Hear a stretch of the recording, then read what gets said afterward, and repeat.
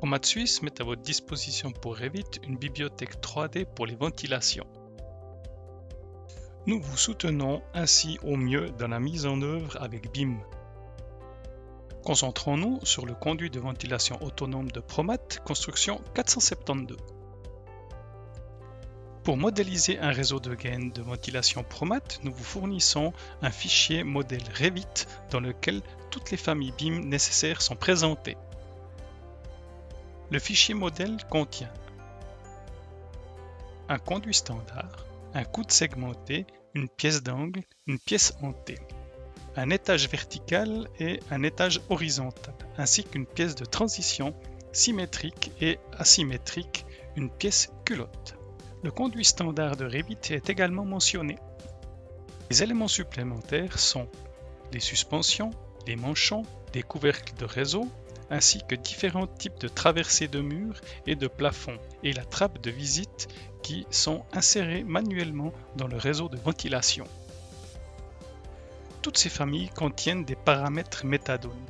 Ces paramètres sont répartis en 3 groupes principaux.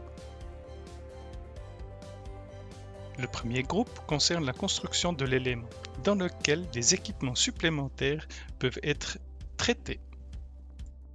Par exemple, si le conduit a des manchons ou des suspensions, ou modifier la longueur des suspensions. Le deuxième groupe de paramètres est consacré aux dimensions. On y trouve la largeur, la hauteur et la longueur du conduit.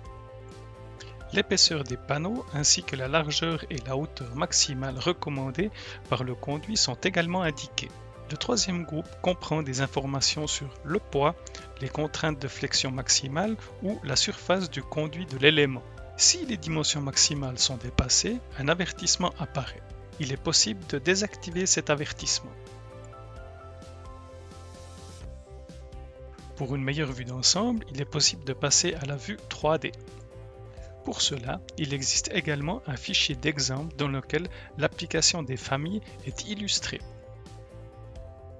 Un projet est continuellement adapté. Avec les familles Promat, une modification est rapide et facile. Si par exemple la largeur du conduit sélectionné est modifiée, les éléments adjacents s'adaptent automatiquement et les suspensions et les traverses sont recalculées. Si les dimensions sont dépassées, l'emplacement du problème est signalé par un point d'exclamation rouge. Dans les propriétés, un message d'erreur apparaît sous Message avec l'invitation à contacter Promat et une coche apparaît sous Avertissement.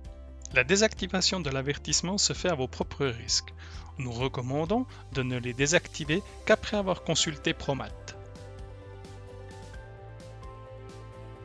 Comme autre exemple, nous modifions très simplement une pièce d'angle et un coude segmenté. Des éléments supplémentaires peuvent être ajoutés sans problème. Les éléments souhaités, issus une traversée de mur, est sélectionné et positionné au bon endroit. Ce faisant, la famille s'adapte toujours aux modifications en cours. Dans la technologie BIM, la liste des éléments est une base importante. Promat a créé des listes prédéfinies qui peuvent être copiées ou bien il est possible de créer ses propres listes. Pour démarrer votre propre projet avec Promat, transférez rapidement et facilement les éléments Promat. Premièrement, vous pouvez copier les éléments Promat du fichier modèle et les coller dans votre projet. L'autre possibilité est d'utiliser l'option « Transférer les standards du projet ».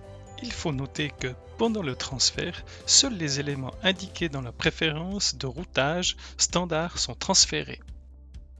Tous les autres éléments doivent être chargés individuellement.